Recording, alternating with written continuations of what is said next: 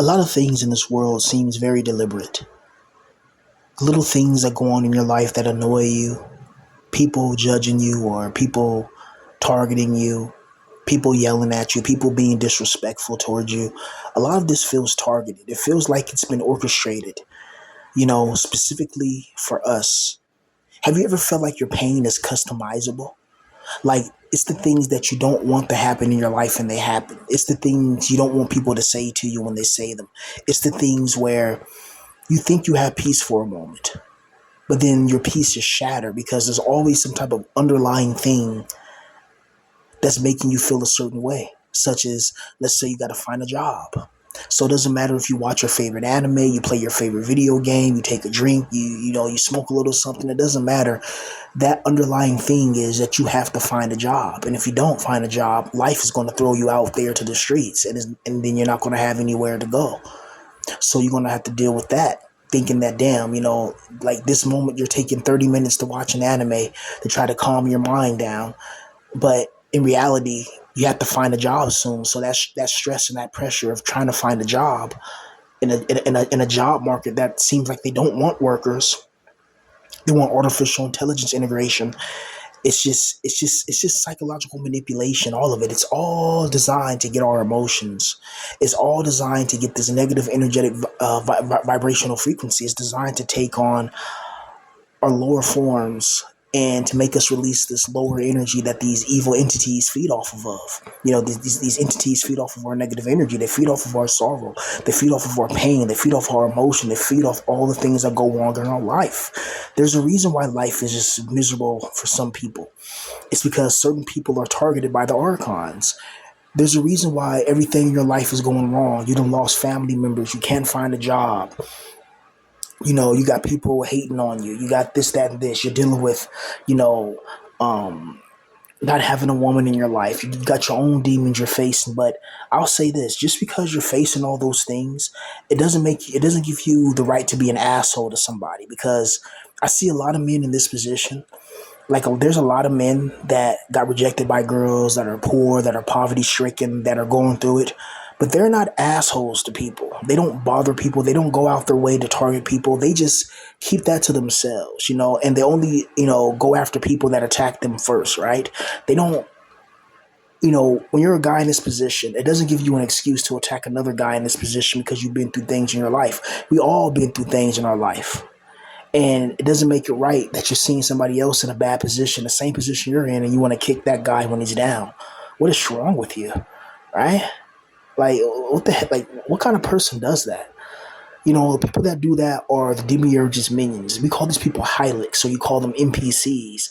And these are beings that were created by the demiurge just to make our lives more just despicable. A lot of us, we have the divine spark. A lot of us, we come from that true pleroma. We have the divine light inside of us because you can just tell. We don't never start nothing with nobody. We mind our business, and people always gravitate towards us. Whether negative, whether positive, they gravitate. There's something about our spirits. There's something about the way we talk. There's something about the way we carry ourselves that people just gravitate towards. Whether it's negative, whether it's like negative gravity, somebody who gets obsessed over with you, and they start doxing you and doing this and doing all that, and or it's somebody who gets obsessed with you in like I guess there's no positive way for success, or somebody who gets who likes what you say, and then you say one thing that they don't like, and then they try to tear you down. It's like, bro, I'm just saying what's real. Is it real that if there's an almighty, caring, loving God, that we will be in this position? Or does it make more sense that the God of this world is evil, and that explains everything? It explains the hell you're going through. It explains having to work for money. It explains not being able to do what you really want to do. You really want to make music for a living. You want to sing songs for a living. You want to make anime for a living. What if there's an almighty creator God? Wouldn't he not support that? Because isn't that creativity? Isn't that innovation? Isn't that the purpose of a God, is to create?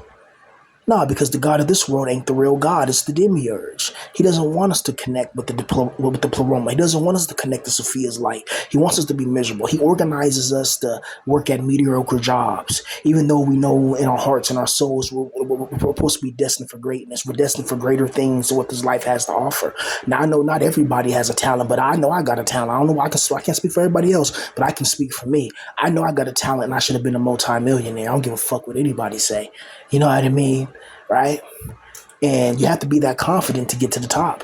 You know what I mean? And it doesn't even matter if you are talented and you have that. The demiurge is going to find a way to destroy us.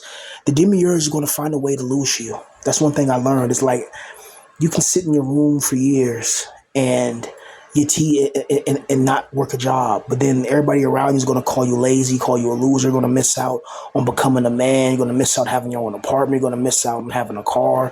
You're going to miss out on meeting. You're going to miss out on a lot of things in life being a neat. But then also you are avoiding a lot of things that the demiurge can use against you to make your life even more miserable as well. You see, when you're in need, the demiurge uses your family and people around you to talk about you. Oh, that loser, he sits in his room all day, he plays video games all day. Oh, he's a loser. But the demiurge, will get you on Thanksgiving Day, Christmas Day, your birthday, days like that where your uncle and all the people can come in your family and talk crap about you. But it's not like when you got to get out there every single day and work a job where the demiurge can always attack you. He can go into your boss and have your boss yell at you over some stupid crap. He can make the workload more harder for you. He can make you depressed. He can get you fired. The demiurge can do so many things against you when you're in the work world than if you're in the world where you can actually own your own business, and even then, like the demiurge can destroy your business. The demiurge can do it. Like we live in a hell realm. That's why like the real Gnosticism is kind of pointless. Like it explains like this whole world is pointless. It's pointless to try. It's pointless. What's the point of trying if you know you're going to what's the point if you already know that there's invisible entities that if you get too successful, if you get too happy, if you get too much greatness in your life, there's beings that you can't see that are determined to stop you. They're determined to make sure you go through hell and go through pain because the goal of the demiurge and the archons is this. They want to be able to control your emotions to make sure that they get the adequate emotional frequencies that they need, such as sorrow, self-pity, anger, self-hatred about yourself. Maybe you don't like your height, you don't like the way you look like, you don't like your skin color configuration, something about yourself that you dislike. The demiurge can use those emotions and turn them against you. You're like, have you ever thought about something and then you know it's like a pattern of like other evil thoughts and other evil events coming into your mind? Like you ever thought like, damn, man, the last time I got laid was boom, or you may think that you never or you never got laid. Maybe you're a virgin still, and then the next thing you know, you see all those events that made you sad enter your mind. The times your friends were teasing at you, the time your own mom called you a loser, your father turned his back on you. Even your younger brother doesn't even answer your calls anymore like that. Your sister didn't even invite you to her wedding. That had happened to me. My god sister. She didn't invite me to her wedding. Why? Because I'm a fucking loser, right? Point blank, period. You know. And did it hurt me a little bit? Yeah, it kind of did. I didn't feel like too bad because I understand. But it's like, damn, when you have family members or supposedly family members that get married and like they didn't even offer you an invite, it makes you feel a certain way. Like, damn, that's fucked up in a way. But at the same time, I'm not a normal person. My mind is thinking about how to get to the pleroma. I'm not thinking about how to get married and have a family and have a regular 9 to 5. I'm thinking about how when I die, how I'm going to avoid the archons or fight my way out so I won't get soul trapped and thrown into another body or sent to hell or sent to some other dimension or prison or some other crap. My mind is thinking about the spirit world now. I'm not waiting until I take my last breath and then automatically, it turns to a Dark Souls boss or it turns to a God of War boss and I got to fight death and fight Abaddon and fight the demiurge. Like, I'm not trying to play those type of games, bro. I'm trying to prepare my mind now so when I pass away, I can be fully aware in the moment of death. I don't want to just die and then be thrown and then trapped and thrown into a scary dimension where I'm horrified and terrified and then I'm forced to go into the light because a demiurge can do anything. I can pass away and then he can put my soul inside of a labyrinth where it's like a bunch of monsters are around and then the demiurge knows my worst fear.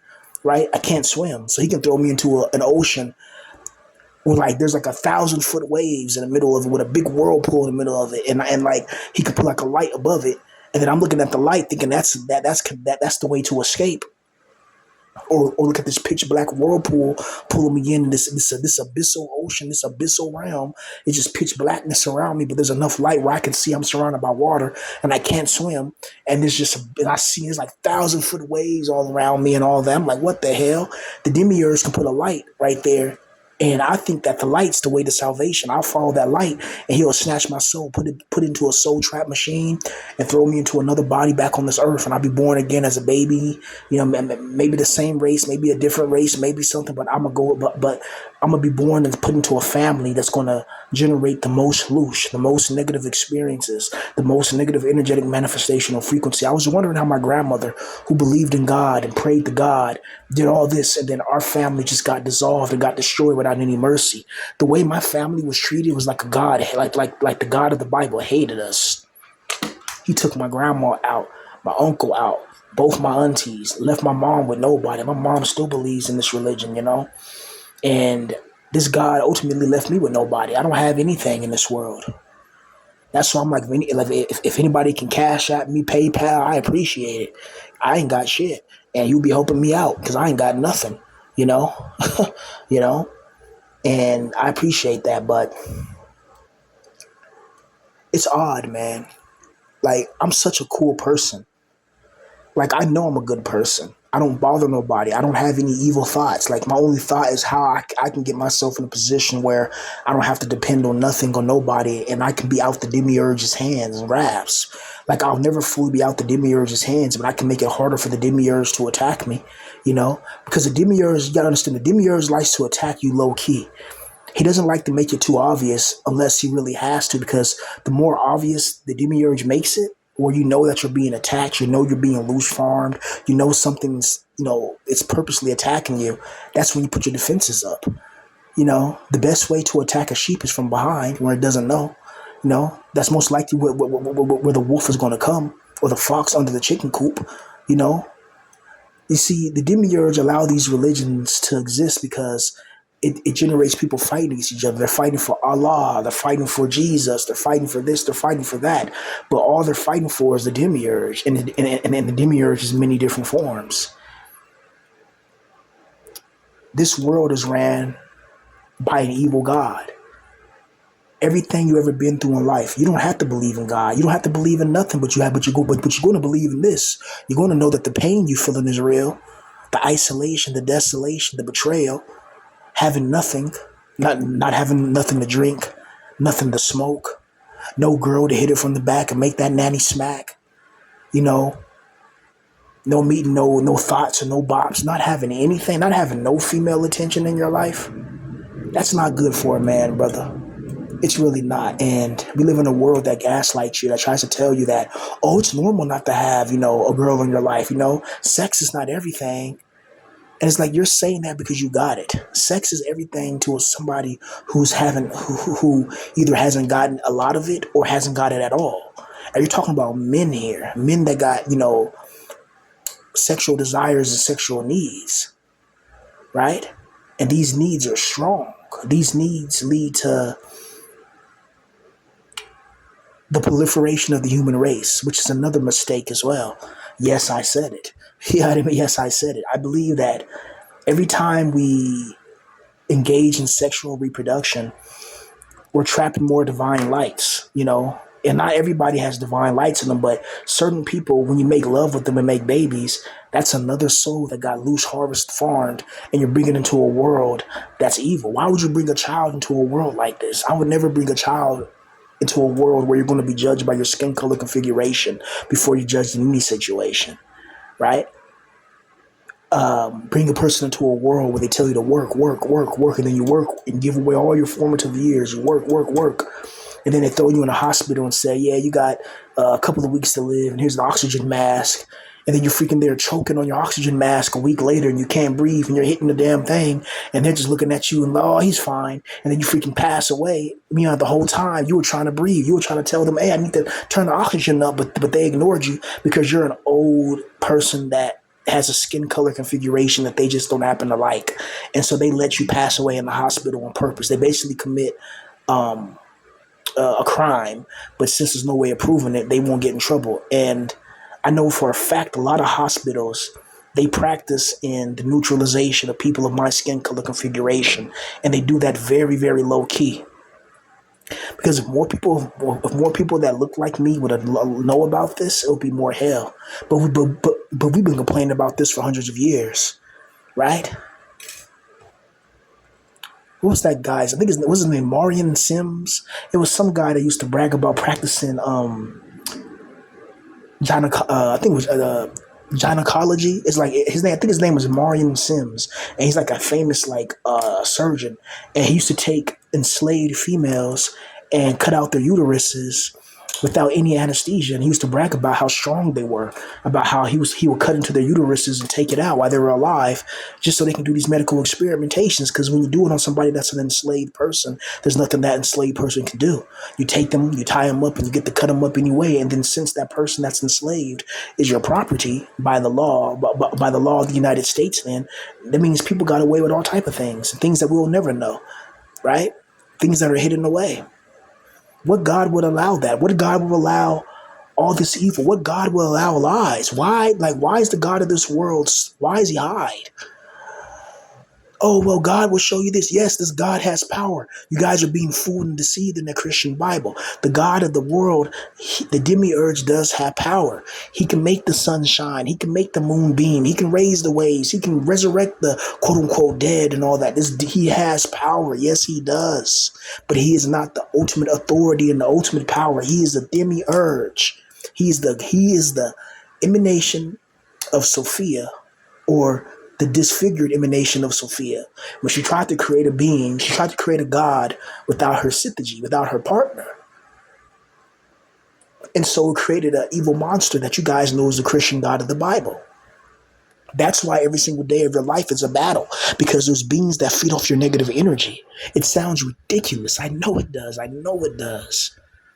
But if you just look into it, just for the rest of this week, I want you to just think about your thoughts. Think about what thoughts come into your mind, and how many of those thoughts that come into your mind make you happy, and how many of those thoughts that come into your mind, it make you feel less than. It makes you feel like you're not adequate. It makes you feel like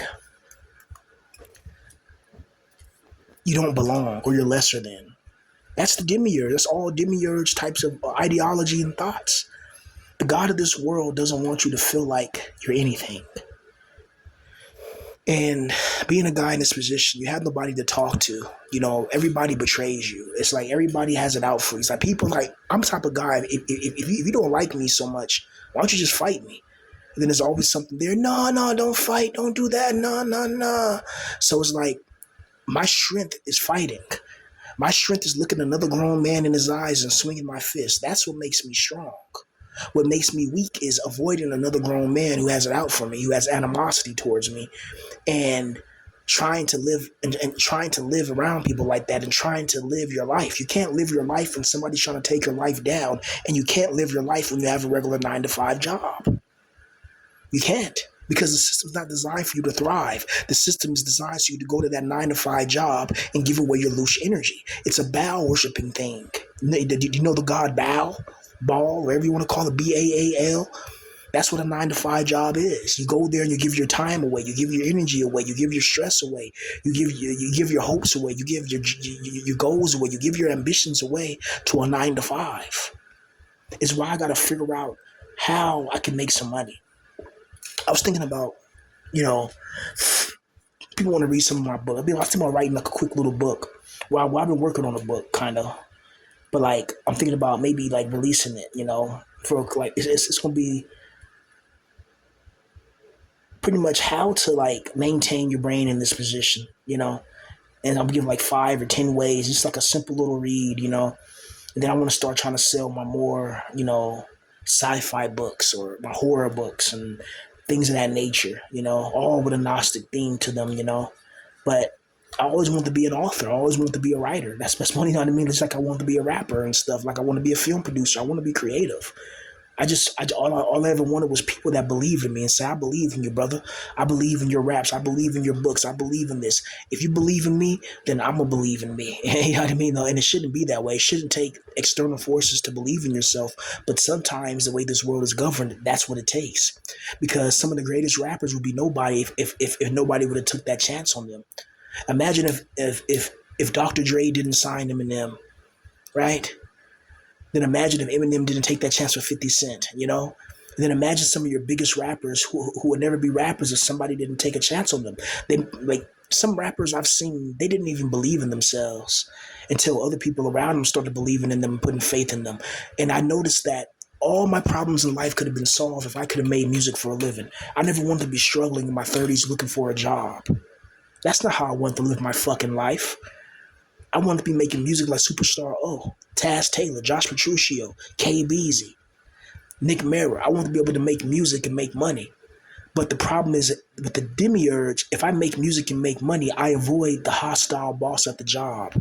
I avoid that racist guy at the grocery store who would have seen me and caused problems. I avoid going to that job in the rain and almost get into a car crash. Or I avoid, walking in the rain and this girl thought I was walking behind her too close and she calls the police on me because, there's a big, ethnic man behind her. She got scared, like if I can stay in my house all day, smoke weed, make money, eat food, not be bothered, then that defeats the purpose of the demiurge's prison. That means I'll be able to control my energy. I don't have to be around people who don't like me, but the God of this world makes sure I don't succeed in music. He'll make sure that I'll get big enough on the internet to get doxxed, but not big enough on the internet to meet Taz Taylor, who'll send me a beat and I rap over it and my whole life changes, right? But that never happens because if that happens, then demiurge can't control me. Think about it, bro. Even though I'm 35 years old, you don't think that if I start popping as a rapper, you start seeing me on TV, you start seeing me in music, you start seeing me in music videos getting tens of millions of views. You see me in a Bentley Coupe, Lamborghini, Ferrari, and a mansion, all this money and all these honeys. You don't think some of these girls who wouldn't even come near me right now when they watch my videos, but as soon as I become a famous rapper, they panties getting wet, they hitting me up, oh, hey, Black Pill Villain, oh, I used to watch your channel, try to slide in my DMs, so they can give me fellatio with a high ratio, or let me hit it from the back and make that nanny smack. You feel what I'm saying? If I became a rapper, all my problems would be gone. I'll be able to find a woman. I'll be able to have money for a house. I'll be able to be happy. I don't have to go to a job I don't want. I ain't got to deal with nervousness. I ain't got to go to this shit because notice how people complain about jobs they don't want. So why would God design a system that's based on jobs that you don't want to go at? Because these jobs that you don't want to go at, they produce negative frequency. You don't want to be at that job. That automatically creates energy. Then you got to be mad at the job. Then the job takes your attention. There's coworkers at the job you don't like. You got to get involved with that. Then you get yelled at. Then it's this. You got to figure out this. You got to sacrifice for the job. You know what I mean? It's like the job becomes your God. And notice in the story in the Bible called Job, the book of Job, notice how the word Job is job, J-O-B. And both of them have to suffer hell. There's a reason why, it's not a mistake. We don't need jobs, bro. What I mean is that humanity's so advanced now. We can have AI robots make hamburgers. We can have AI, create a utopia where humans can just learn knowledge. We should have 1,000 years where nobody works mediocre jobs. People like men like us, who are philosophers, we get to live in philosopher cities, some floating sky city. The apartments paid, everything's paid for. Our only mission in life is just to gain knowledge and wisdom. That's it. So we get to smoke weed, eat food, and just read philosopher books, debate on philosophy, and you know what I mean? And then all of our bills and shit is paid for free. There's no bills. We just have these nice tower houses floating in the air with floating sky gardens. You ever played that game, Atomic Heart? You see those floating islands in Atomic Heart? Imagine a world like that, like Atomic Heart. Just these floating islands, and we wake up every day in our floating houses. We have food, we have weed, we have drinks, we have everything. We sit and we read books and gain wisdom and knowledge. Doesn't that sound more better than the life we have now, where we wake up and we have to, and we're immediately in hell? You can't tell me this is not a hell realm. We live in a world that's specifically designed to break you down. It's specifically designed to break your mind. It's specifically designed to make you weaker, not make you stronger. A good God, a good loving and caring God would have never created a world like this, where we have to suffer this immensely. Do you know how much we suffer in this world? Like for real, for real. A good loving and caring God would have never allowed us to suffer like this. We have dreams, we have hopes, we have ambitions. And the fact that we can never live these dreams is preposterous. And I find myself being envious of myself from just a few years ago. And I was a nothing then, nothing now. But at least then I had my grandmother, I had my EBT, I had marijuana in the room. I didn't have to deal with fools, and imbeciles, right? Like I always say, man, outside the room is doom.